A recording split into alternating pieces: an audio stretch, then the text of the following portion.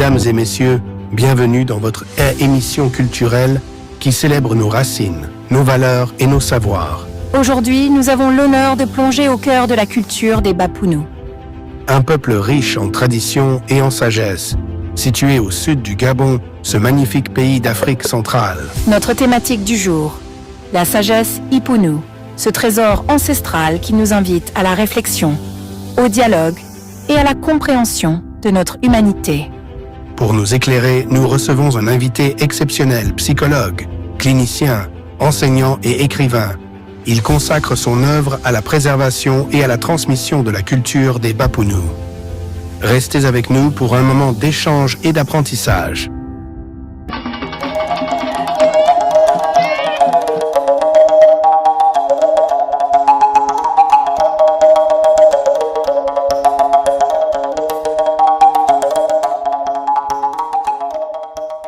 Bonjour Monsieur Mabik Makambil. Bonjour, Mbolwani Batubot Mbolwan. Merci d'avoir répondu à notre invitation.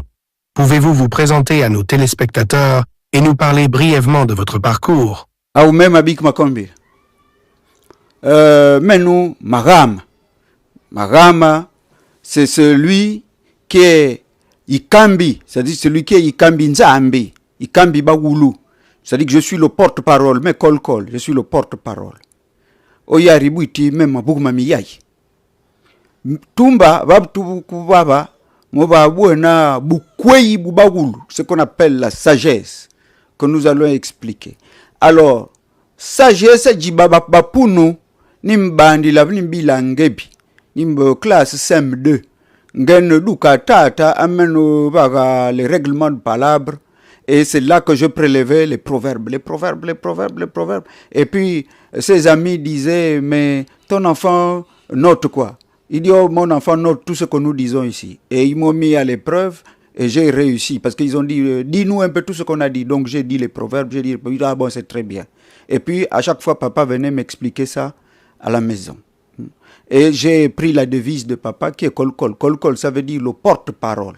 Donc, mais nous, en tant que pleureurs, c'est-à-dire que Marama, puisque les autres ont dit pleureur, mais pour nous, Marama, c'est un messager, c'est Oyigami, na Bayisi, Oyigami, na Nyangu, Oyigami, na Mbembo, Jinzambi. Ikambi, Inzambi, c'est-à-dire que le traducteur des messages de Dieu, c'est un messager. Donc, en temps normal, c'est un messager, c'est un porte-parole. C'est quelqu'un qui psalmodie. Voilà, la sagesse pour nous. Nabitonu, nabanongu, nabiguma, namagana, namibansu. Voilà, donc c'est un peu ça mon parcours. Yeye yambe yambili mambo yambe yamba yambili mambo yambe yeye yambe yambili mambo yamba yamba yambili mambo yamba chiri menungana miyindo John Mapangu yeye yambe yambili mambo, ça veut dire que le tout petit qui a été à l'école de la sagesse de ses ancêtres raconte-nous comment les ancêtres procédaient pour accomplir le règlement de la palabre. Voilà ce que ça veut dire Irei. C'est-à-dire que le tout petit qui a été enseigné par les ancêtres doit apprendre aux autres à rentrer à l'école de la palabre. Qu'est-ce qui vous a inspiré à écrire sur la sagesse Pounou? Pourquoi avoir choisi comme sous-titre « Rentrons à l'école de la palabre » ? Ce qui m'a inspiré, ce sont les sages. Mambiok Madikaki. Tata Jimabik Makas, Mambo Mangound. Bots Minmo Majimum. Mba Jo. Bamba Boué. Kourbounen Bandil Boulengi, ça veut dire que c'est depuis la tendre enfance qu'on voit que quelqu'un sera le porte-parole. Obi Ivobi. O Yari Disumba Bakendengil Kousmalongo. Kendengil Kousmalongo. Parce que pour faire le règlement de palabre, il faut avoir comment on appelle ça, les armoiries. Il faut les avoir, les armoiries de la palabre. Donc la parole au Gabon est tenue par le perroquet. Donc si tu n'as pas le perroquet, C'est le perroquet qu'on appelle col-col. Dès que tu commences à faire le règlement de palabre, tu dois réveiller ton génie en perroquet, col-col, pour parler. Pas pour faire le psittachisme, c'est-à-dire citer les choses n'importe comment, non. Mais parce que les Pounou disent, la sagesse Pounou dit, Bibun Bambuk Nongo, Yiri, Tsoli Mutumunga Misambo, Tumbukusu Mutumunga Biumaja Ilundi Mambo. Ça veut dire que le perroquet, c'est celui qui donne aux gens ce qui va arriver, qui fait visualiser les gens ce qui va arriver dans le futur. Voilà, je vous remercie pour ça. Pouvez-vous expliquer ce que représente la sagesse Pounou dans la culture gabonaise et africaine en général? Alors, la sagesse Pounou, c'est la quintessence de toute, regroupe la quintessence de toute la connaissance et de toute la littérature du peuple Pounou ou de la tradition de façon générale Pounou. Parce qu'il faut savoir que la langue Yipounou est le véhicule de la sagesse et de la culture du peuple Pounou. Mais il faut faire l'école du village. Moi, j'ai fait l'école du village et j'ai fait l'école des Blancs. Donc, ayant les deux écoles, qu'est-ce que je fais? Je prends ce qui est chez nous dans la tradition et j'explique en français, avec le peu de français que je connais, parce que moi, à la base, je suis mathématicien, en fait. À la base, je faisais les maths. Donc, ici, j'invite tous les Pounous et ceux qui ne sont pas Pounous, et même ceux qui ont épousé des femmes Pounous. Et là, on n'a pas besoin de le démontrer, puisque à l'étranger, en France en l'occurrence et au Sénégal, il y a des Blancs qui s'intéressent à la sagesse Pounou. Donc, si vous ne voulez pas que les autres qui sont à l'étranger viennent vous enseigner votre propre sagesse, donc il faut apprendre à l'école de Col-Col, c'est-à-dire à l'école du porte-parole. Bon, sur le plan africain, ça représente une inspiration arc-en-ciel. Inspiration arc-en-ciel, parce qu'il faut savoir que la littérature gabonaise est arc-en-ciel. Arc-en-ciel, pourquoi? Parce que en fait, elle commence par le maquillage des initiés. Parce que chaque maquillage, c'est un ensemble de lettres, c'est un ensemble de messages. Autrement, à l'époque, on disait, les Africains n'avaient pas d'écriture, ils avaient que la parole. Mais vous avez déjà vu une écriture qui ne commence pas par une parole ou par un dessin? Est-ce que vous voyez le truc? Bon, alors, ceci étant que quand vous ne connaissez pas, quand un savant ne connaît pas la culture de l'autre, la meilleure démarche, c'est celle qui consiste à s'imprégner de cette culture avant de tirer des conclusions et des affirmations inadéquates ou inappropriées. Parce que vous savez, la connaissance est, disons, la merveille la plus partagée de l'univers, parce que Dieu Tout-Puissant lui-même, le Créateur, Tatanzambe, Ibanga Banga, Tataï, s'appelle la connaissance. C'est lui-même la connaissance. Donc la connaissance est cachée, la connaissance des peuples est cachée dans les proverbes. Et dans les proverbes, pour nous, ici, nous avons toute la cosmogonie, toute l'histoire, toute la culture est à l'intérieur. Et les proverbes résument la connaissance d'une culture de façon laconique. C'est-à-dire de façon résumée. Voilà. Jandiru julmi Congo, Jandiru julmi Congo, Nanyadu bulmatsubu nambo nambo, Nanyadu bulmatsube. Jandiru julmi Congo, Jandiru julmi Congo, Nanyadu bulmatsube mbo nambo, Nanyadu bulmatsube. Batibaye bongile nzamambe, nzamamine kandile. Nzamamine bongile nzamambe, nzamamine kandile. Nzamamine bongile nzamambe, nzamamine kandile. Nzamamine kandile.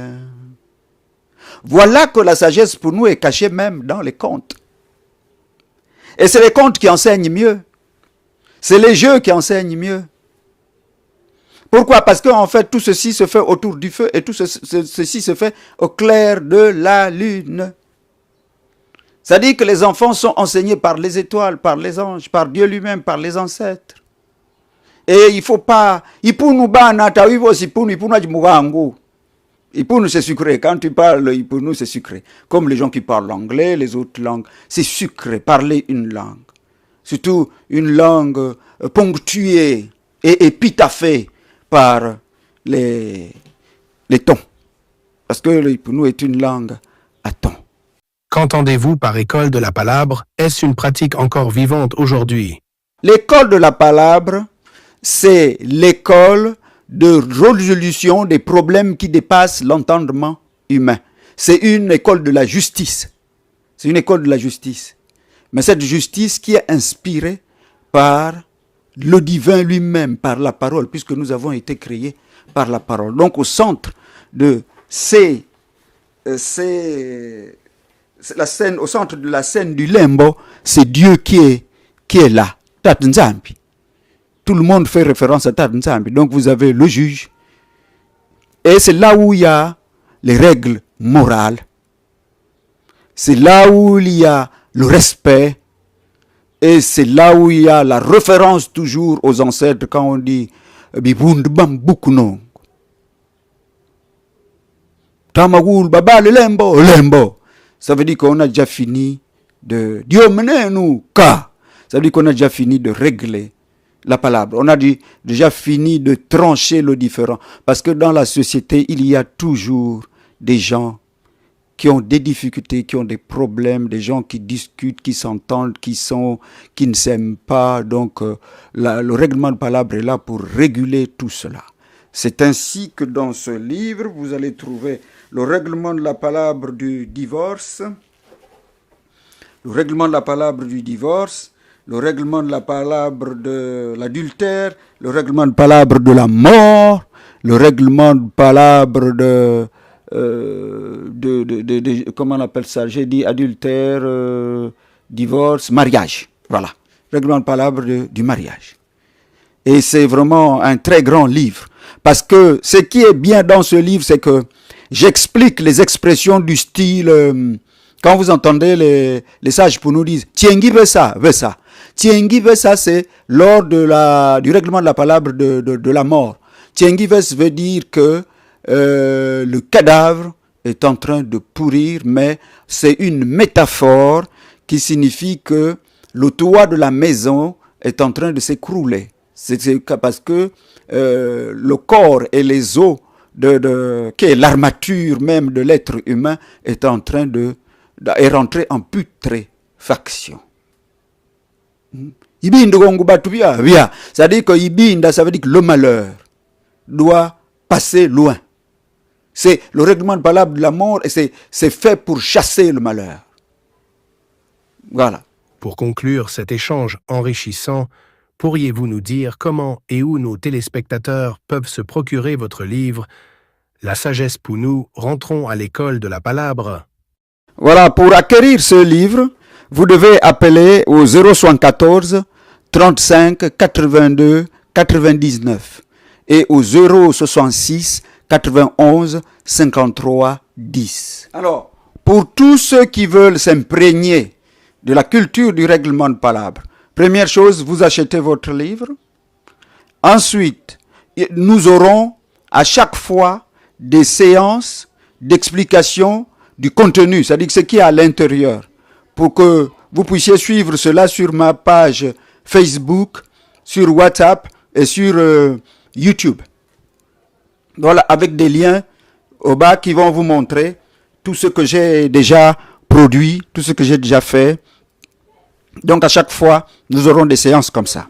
Alors, donc, pour tous ceux qui veulent des parties à expliquer, vous laissez le message en commentaire et je vous expliquerai cela. Parce que c'est très important. Mais avant que je m'évertue d'abord à vous expliquer, il faut déjà acheter le livre, c'est important. Parce que je ne peux pas expliquer à quelqu'un ce qui n'a pas pris dans le livre. C'est-à-dire qu'il doit prendre quelque chose dans le livre, mais il me dit à la page telle. Voilà, je vous remercie. Libo dineni, omowen.